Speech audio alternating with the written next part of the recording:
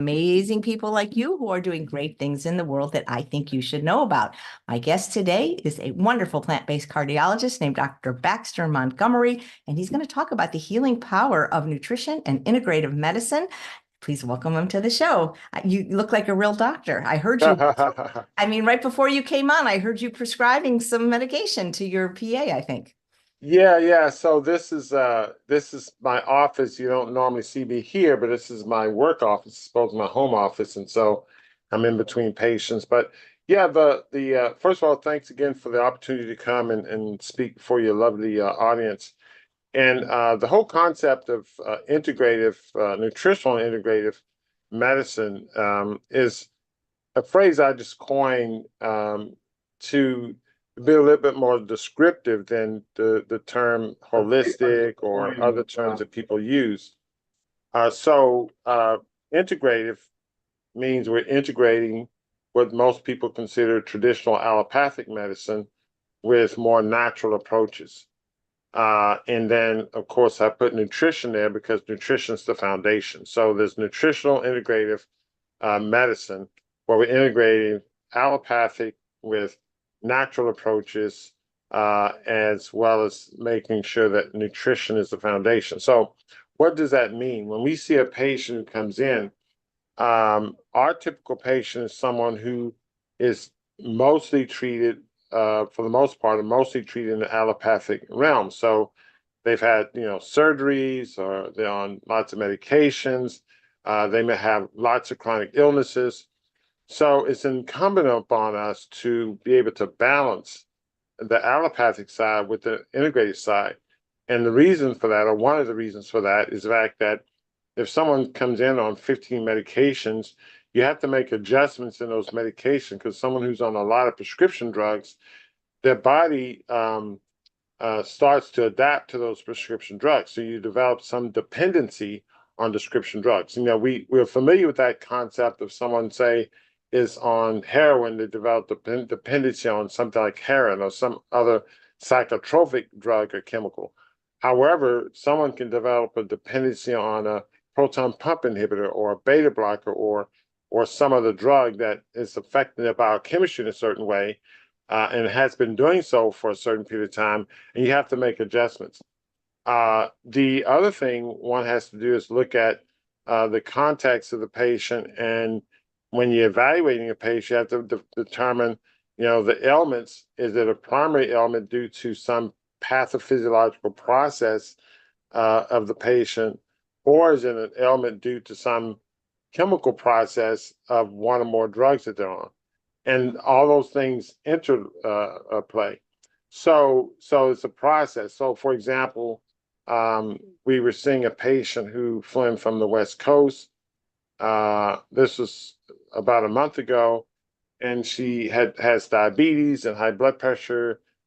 She has coronary disease, has some form of heart failure. She was on a number of medications. And, we started her nutritional integration. We started some medication weaning. But she had these symptoms of, poor GI motility, poor appetite, abdominal pain, constipation, some nausea. And one night she had an acute episode of nausea and vomiting. Her daughter, who was with her, took her emergently to one of the local hospitals. And of course, I had to transfer from that hospital to the hospital I went to. To make the long story short, we diagnosed several things. One, an abdominal imaging study showed that she had vascular disease to her intestines and stomach. And so that was contributing to a lot of her symptoms, nausea, vomiting, etc. So she had what we call ischemia, abnormal blood flow to the GI tract. Okay, so that's a pathophysiological process. That's a disease state, vascular disease affecting the GI system. However, when we corrected that problem, which we had to revascularize that tissue, she continued to have symptoms, not nearly as severe. But then I looked at her medication profile, and one of the medications we had overlooked on weaning was a medication, one of the SGL1 agonists, which causes motility problems, which she was on for a long time. And so we had to wean that medication. So that's an example of someone where, you're looking at the patient, you start on a nutritional regimen, you're managing a disease state, you're also looking at the medications, and you're making changes according to those medication lists, according to the side effects. We know that her blood sugar would run a little bit high, but it wasn't running too high. And so we make those changes in an integrated fashion. And that's just one example of a patient with that type of disease state. But the beauty of it all is that over time, the nutrition is working to improve her overall biochemical and physiological process. So she's getting in balance. As we're weaning the medications, the effects or adverse effects of the medication are weaning off. And so the body's able to heal itself as we pull back the medications, as we optimize the nutrition. And then the other thing that we do that's important as we make special measurements looking at micronutrients, because many people have micronutrient deficiencies that we have to target using, target supplements or herbs, et cetera, et cetera. So that gives you a bit of an overview of the approach to this. Why is this important from the standpoint of individual patients? One is leading the patient down a path of optimal health and more sustainable health. The other important aspect from a global standpoint is that medicine is only looking at the allopathic side. When I say medicine or allopathic medicine, your typical doctor you go and see, we're strictly trained to prescribe pills, procedures, surgeries, hospitalizations, etc. And that's it. And so the focus, we may talk about nutrition, but it's in a very vague manner. Cut your calories, be careful, eat healthy, low sodium, something like that. There's no level of precision to that. There's no level of direct manipulation of nutrition to allow the body to heal itself. And so little attention is paid to that. So this new era, as I describe it, of integrative, nutritional integrative regenerative therapy is important because I think it's the wave of the future. Now, the next level, the regenerative aspect, is that we use certain therapies such as ozone therapy, chelation therapy, an infusion called phosphatidylcholine, other infusion therapies, as well as oil therapies like nitric oxide supplementation, etc. As part of the integrative aspect to accelerate improvement of health in people who are having advanced disease, and we add these regenerative therapies in addition to nutrition to help accelerate their progress. For example, we have a patient who comes in and his kidney failure, his GFR, his filtration rate of the kidneys was around 8 or 9. 15 is a cutoff. 15 or below is where you need dialysis. And he was going to refuse dialysis. He didn't care. If he died, he died. So he came to our center, and we're still working with him, but start him on nutritional detox, start him on infusion therapies, one of which is phosphatidylcholine, in addition to infrared sauna therapy, to help accelerate the improvement of his kidney function. His GFR is now between 18 and 19, above the threshold for dialysis, and we're still working to get it better.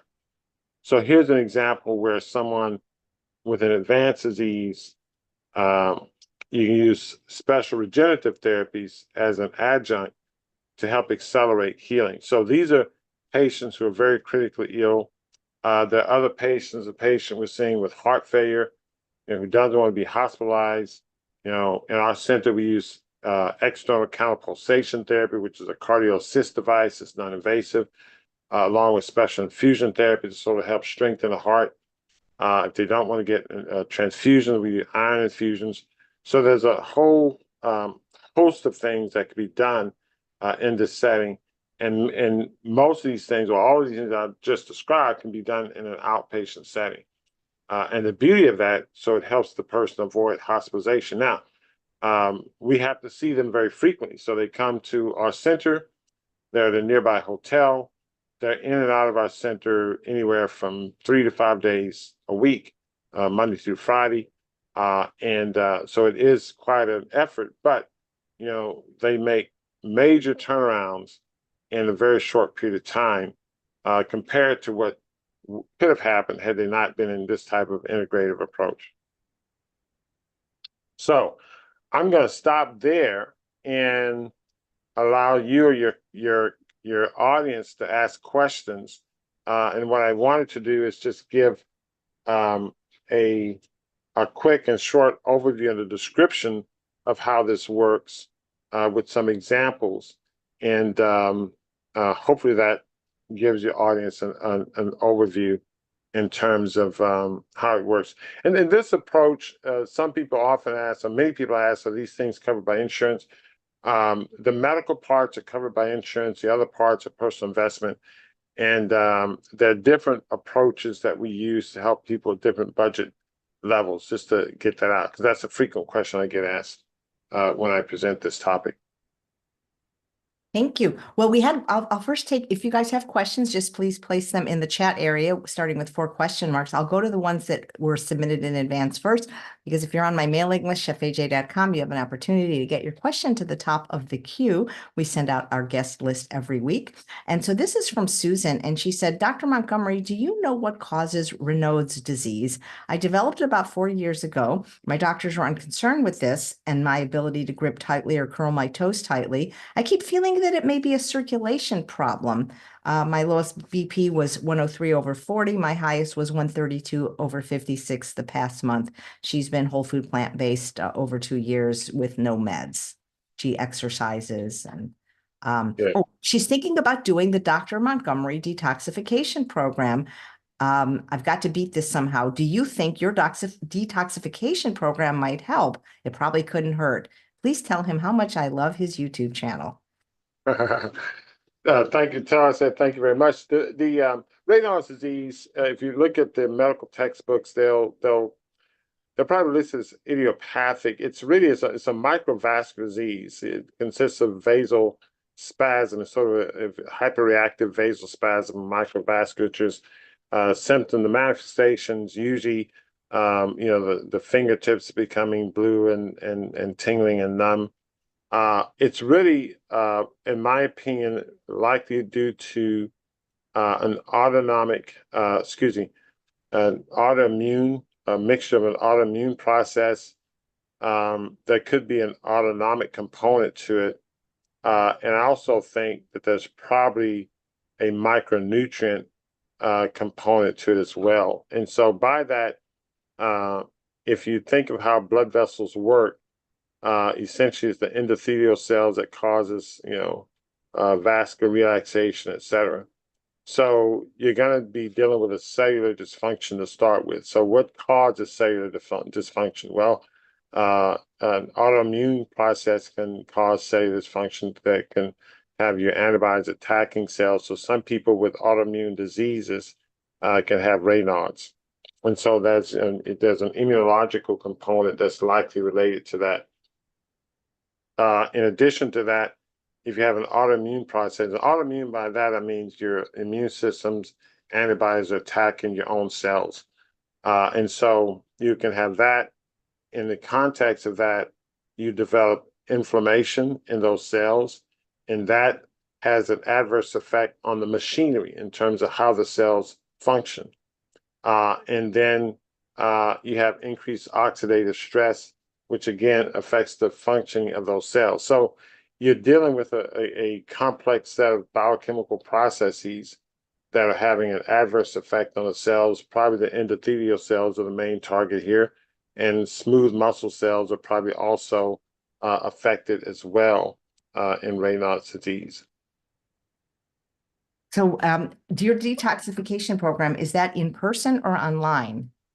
We have an online detox. It's called a Jumpstart. We also have an online detox coaching called Healthy Lifestyle Series.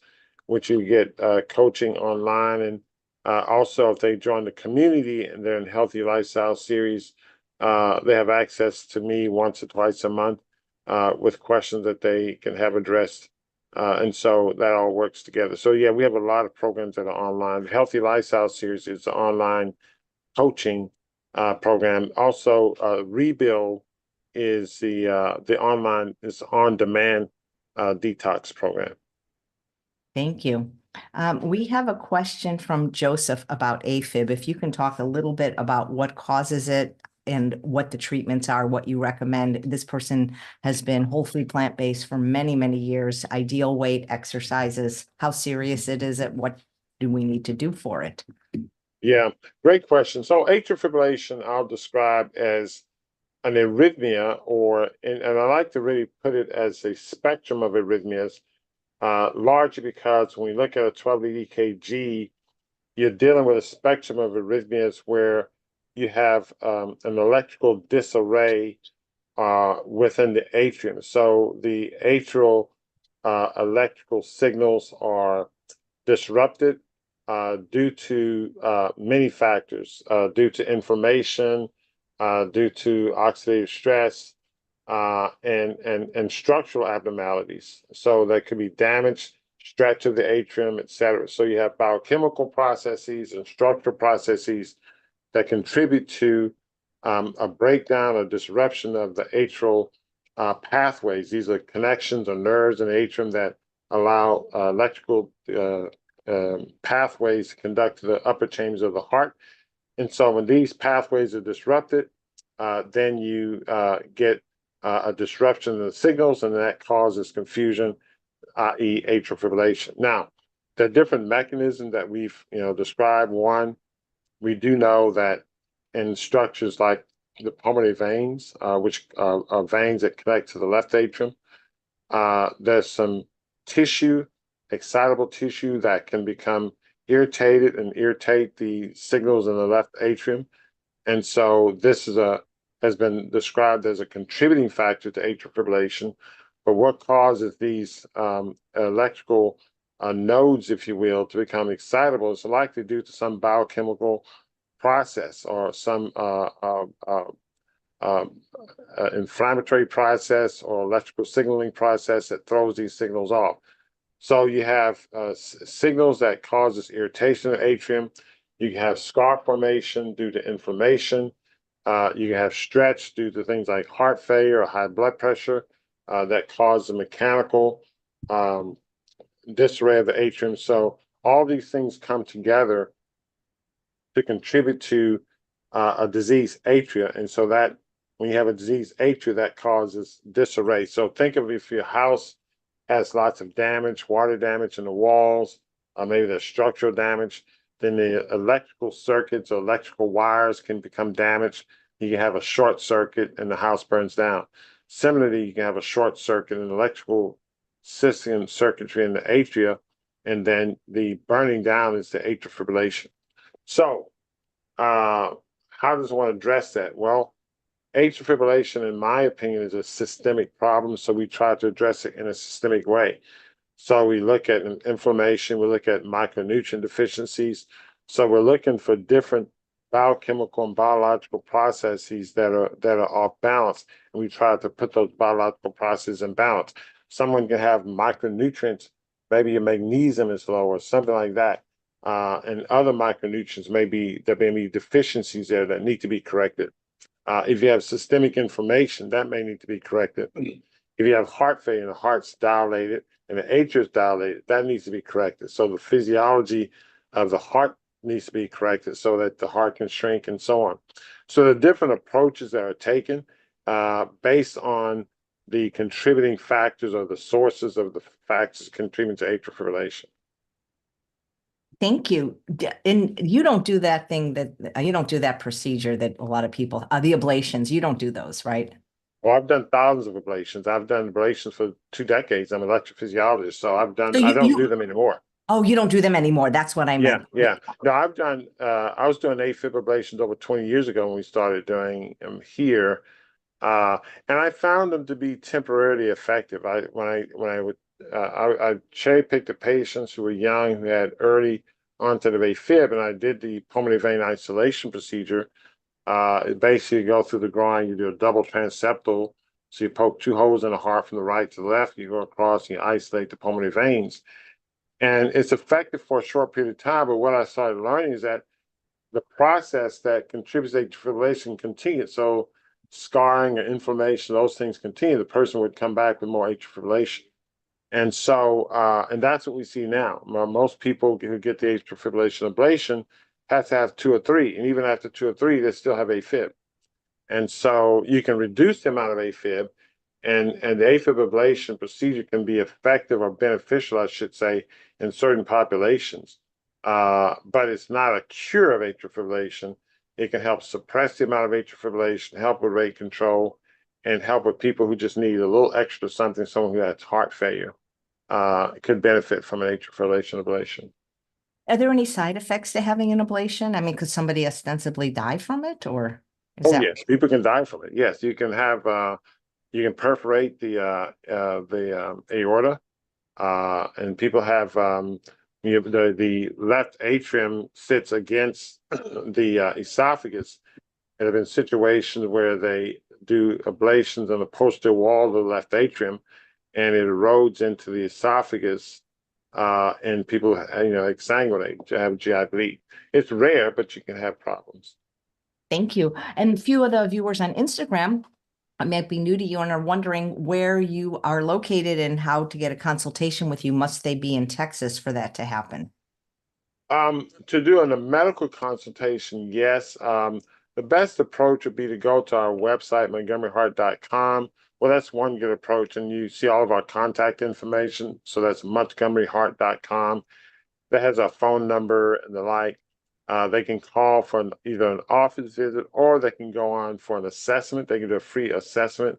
And Jackie, who is an online person, can talk to them.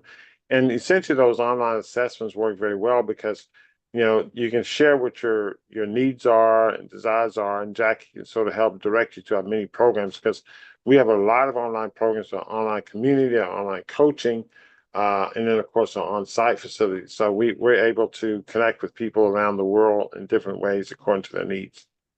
Thank you. Okay. Let's see. Walk Away says, I have had AFib attacks, and also my rheumatologist has said she believes I possibly have Sjogren's syndrome. Is there a correlation? Yeah, so Sjogren's, I mean, anytime someone has a systemic inflammatory process, they're set up for really any arrhythmia, but atrial fibrillation in particular. So yeah, Sjogren's, disease, and again, these conditions we give names to because we like to identify things, and I think it's helpful in some regard because we can communicate with each other. But someone who's labeled Sjogren's versus someone who's labeled lupus, they can have overlapping, abnormalities. They can have overlapping systemic processes. So, yes, definitely the Sjogren's, and I would dare say the systemic inflammatory process, which is manifesting as Sjogren's, can also be manifesting as atrial fibrillation. Great, thank you. And somebody's asking, how does one determine whether or not they need a statin? Well, I think the official answer is talk to your doctor, but uh, I don't use statins much at all, to be honest. Largely because I think that there are too many other options in terms of controlling people's cholesterol. And so I don't like to say never, but I don't use them much at all. So Thank it all depends. We have there's an official answer to that. There's a risk calculator that one can use, where it takes your age, blood pressure, gender, etc., and it calculates your risk for cardiovascular event in say 10 years. And doctors will use that to determine if you need a statin. So that's what doctors typically use. I'll look at that from time to time, but typically what I focus on is getting individuals to aggressively change their lifestyle and to really remove the need for any medication. Nice. Okay, I just saw a question. Oh, what is your advice for sleep apnea? Asks Mark. This is, Well, yeah. yeah, lots of people have sleep apnea for different reasons. The one we most are familiar with are people who are heavy and overweight, but it doesn't have to be the case. Lots of people have structural problems with their neck, their jaw. So first and foremost, get it evaluated. If there's a weight issue, you want to lose weight. But I would say not just lose weight, but follow a healthy diet because there are physiological aspects of sleep apnea too. There are muscles in the back of the throat that, can either function or malfunction. And so these things are important to understand as part of the play of sleep apnea. So healthy diet, optimal nutrition, exercise, weight loss, and have it evaluated once you're making your health changes, see if it's improving, moving in the right direction. Thank you. What do you think of that new operation where they plant like something in your neck and that makes you breathe? I know somebody who had it and they got infected salivary glands and they're dealing with a lot of Mm. repercussions from that operation. Yeah, I don't know much about the operation, but that example you gave, I guess, underscores some of the issues. I mean, the thing is that there are a lot of procedures that are effective and safe, relatively speaking, but I like to have people be very aggressive in the non-invasive space first and foremost. There's a space where someone needs surgery for whatever reason, but you really want to exercise all your options short of having to invade the body with a device or a procedure or the like. Yeah, absolutely. Okay, I'm not sure what this question means. I asked for clarification, but the poster is saying I'm vegan whole foods, 75% raw and 25% cooked, no oil or sugar. Soon after I had an episode of my thyroid. I'm not sure what that means. Went 7.2. I gained lots of weight. How can I control that? I don't know what an You need to check your iodine levels. You're probably deficient in iodine. nice, nice. Your restaurant is it open to the public or just patients that come in? Oh, to the public, please. Yeah. I mean, in Houston, come to Garden Kitchen, Garden Kitchen Foods, gardenkitchenfoods.com, foods plural.com. And if you're in the Houston area, come by and see us. Anyone. You're kind of like Dr. Goldhammer. You created a job where you get to eat there. That's right. I mean, it's a double benefit. It's an excellent double benefit. So, That is, yeah, but what do you do on the weekends? well, we're open on Saturdays, and then I can do carryovers for Sunday. So, Sunday sometimes I have to make my own salads, but okay, we can get away with that. Nice. Are you 100% raw or just high raw? High raw. I'm not 100%. I'll go periods of time I'm only eating raw, then I'll add some cooked soups and things like that. Nice, nice. What do you think about adding like a lot of flax seeds? Like that we always get the controversy, and I love Dr. Goldner, but I have a lot of questions about that, about like, is it safe to add a half a cup of flax seeds to a smoothie? And she says she's doing it for something called hypernourishment. She's working Mhm. mostly with people, I think, with autoimmune type diseases. I don't have a problem with it. I mean, I don't, again, I'm not aware of any data saying that half a cup of flax seeds added to a smoothie is detrimental. So I think yeah, I'm familiar with her approach and I really like it. I mean Yeah. I think somebody the said maybe the cyanide, if that's a thing. So yeah, I think the thing is that the body is able to tolerate that. The amount of cyanide in seeds, we're designed to eat seeds. And so the potential toxic effect from the cyanide in seeds probably has an anti-cancer effect. Because again, our body needs to have think of it this way. Um, Guns can potentially be dangerous because you can shoot someone and hurt someone, but your police staff have to have guns because they have to be able to fight the bad guys. And so, we think of like uh, uh, um, free radicals as being something that's negative, but our body needs free radicals because our immune system needs these free radicals So you need a oxidative, antioxidative balance. You can't have just all antioxidants and no, oxidative creating molecules because your immune system needs them. So I think of cyanide in a similar fashion. There's these so-called toxic molecules play a role in cellular defense in the body. And so there's a place for them. Thank you. And here is a question. And just tell me, I know you're between patients, so tell me when Yeah, you I'll need to take go. I'll take two more. Thank you. I have chronic long-term uncontrollable hypertension diagnosed with hypoaldosterone. Can this be healed naturally without removing an adrenal gland? That's a great question. So I can't answer that off the bat without doing a complete medical evaluation, but what I'll say is the following. The things that I would do for someone who presented with this first prior to going after the adrenal gland. And I've had a number of patients who've had severe hypertension where I've had to move. I've in fact had three. I probably should have done a case series, and they didn't have the condition known as pheochromocytoma, but they have an adrenal gland that was malfunctioning.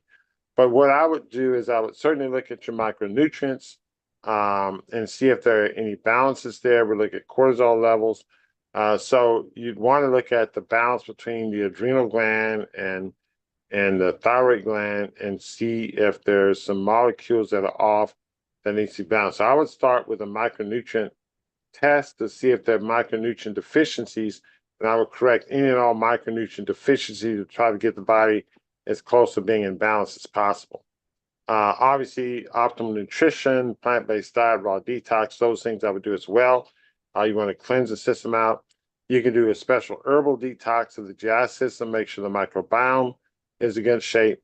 So these are some of the global things that I would do first and foremost and see how much leverage. In fact, some of the patients I had diagnosed with adrenal gland, hyperactive adrenal gland. In other words, in our situation, the adrenal gland was not responding to adequate feedback, and so it's producing excessive amounts of adrenaline. And so in some cases, we were able to control their blood pressure without taking the adrenal gland out. In some cases, it was so severe, we just took it out. Now, that was at a time where I wasn't practicing using the same approach I'm using now. Knowing what I know now, could I have done something differently? It's possible. But that's the way I would address that. I can't say with absolute certainty that you won't have to remove the adrenal gland, but there's a lot of things that I would do first and foremost, just as I described. Thank you. Here's a very broad question from Jessica. Okay. You could probably do a whole talk on this. High blood pressure? Okay. Is that just a question about what about high blood pressure? And maybe how to treat it? I mean, that Okay. literally just says high blood pressure. Question mark. Okay. Well, that's fine. So it's a great question because it's broad, but it's one that can be handled in a succinct manner. Because when you think of high blood pressure, okay, there's a number we measure. You take a brachial cuff number, we measure, and it gives you a certain reading. So that reading could be 140 over 90. It could be 180 over 100. It could be 220 over 120. It could be 125 over 80. And it could be 110 over 65. And so some of those numbers are greater than others. Which number's high? You can start from the philosophical aspect of what is high blood pressure. So how high is too high? Here there's data saying that people with blood pressure greater than 140 over 80 have adverse outcomes compared to people with blood pressure, say, less than 120 over 70. Okay, that's fair enough. However, the question is, how do you get there? If I just go in populations of people and measure blood pressures, and I get a number of different blood pressures, and I got this group has higher numbers, this group has lower numbers, the high blood pressure may be a signal of something else going on. So is it the high blood pressure itself that's causing the problem, or is the high blood pressure the alarm or signal of something else causing the problem? And so it's really a mixed bag because you don't always know the answer to that. And what we do in medicine is that we say, okay, we have this population, high blood pressure, they have adverse outcomes. So this population has a blood pressure that's different or lower. And so we want to do something, get their number down to their number. And so we'll put them on a medication, etc. But in the context of getting the number down, we may be causing other problems. That's one. Two, in the context of getting the number down, we're not addressing an underlying problem that's there to start with. I'll give an example. If you're dehydrated, and let's say you're dehydrated and you're magnesium deficient. So you have low magnesium, we know causes the blood pressure to go up. Dehydration will cause poor perfusion to the kidney, which will force the kidney to create hormones to increase the blood pressure. So the two things that are causing your blood pressure to go up. But then I say, oh, your blood pressure's up. I'm going to give you a diuretic. What does the diuretic do? It worsens magnesium because you're spilling out more magnesium, and it causes more dehydration. So the underlying problem, in the example I gave you, the underlying problem is the cause of your high blood pressure. I can treat it with a medication that's supposed to decrease the number, but it's worsening the underlying problem that causes the high blood pressure. You follow what I'm saying? And so that's why we need to think of high blood pressure. It's not only, say, some number that is bad, but we say, okay, this number is this number. Why is this number at this level? And then we need to look at the patient underlying processes, what's the volume status, look at nutrient levels, etc. And let's address those things. And if we address those things, then that number will probably come down. Thanks. Well, they call it the silent killer, you know?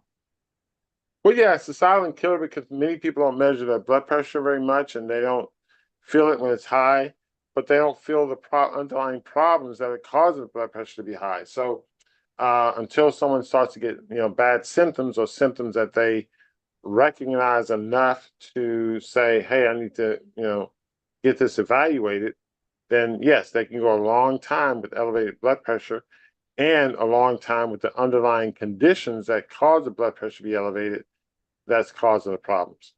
Mm. Hey, I was just reading, this is not a question, but when we were talking about a half a cup of flaxseed, Rich is pointing out there's 450 calories in a half a cup of flaxseed and a lot of fat, even though it's omega-3 fat. Mm-hmm. Yeah, but again, I mean, the body sees it as flaxseed. It says if you eat a half a cup, the body says I may only need a quarter cup. It'll take a quarter cup and dump the rest out. So flaxseed, by definition, is a food, and so I like to think of it as a food. And it's I don't fuss over half a cup. I mean, maybe one person eats half a cup, another person eats a quarter cup. I think your body's going to balance it out, and as you get used to eating more natural food, it's going to balance it out. Yeah, cool. I think the question was, what's the best way to lower high blood pressure? That was the follow-up, but yeah. Yeah. And the best way is to figure out what the cause of it is, because you need to figure out the cause of it's like, you have a wet stain in your ceiling. The differential, well, is it plumbing? Is it AC, or is it rain? And so, the best way to stop it depends on what's causing it. So, you don't just paint over the wet spot. That's what we do in medicine, just paint over the wet spot. But, the way you should do is say, okay, is it raining outside? No. Well, then it's not the roof. Then you say, well, is the AC on? Yeah, the AC's on. Is that, tile near plumbing? Yeah, it is. So let's go check and see if it's the AC or plumbing. And once you figure out the cause, then you address the cause. You fix the plumbing, you fix the AC drip, and then guess what? You fix the leak in your ceiling because you stop the source of it. That's where you do it. That's the best way to control blood pressure. Stop the source of elevated blood pressure. Yeah. Control the source of elevated blood pressure. So, but a lot of times what is that quote by Dr. Ornish? I believe it's Dr. Ornish. We are mopping up the floor without turning the water off. That's right. That's exactly right. That's exactly right. So nice. Anyway. Well, it sounds like you have to go treat somebody and save some lives. So thank you so much, Dr. Montgomery. Thank you again, Chef AJ. It's always a pleasure, and I look forward to next time. Absolutely. And thank you all for watching another episode of Chef AJ Live. Please come back at 11 a.m. tomorrow for a Q&A with Dr. Scott Harrington.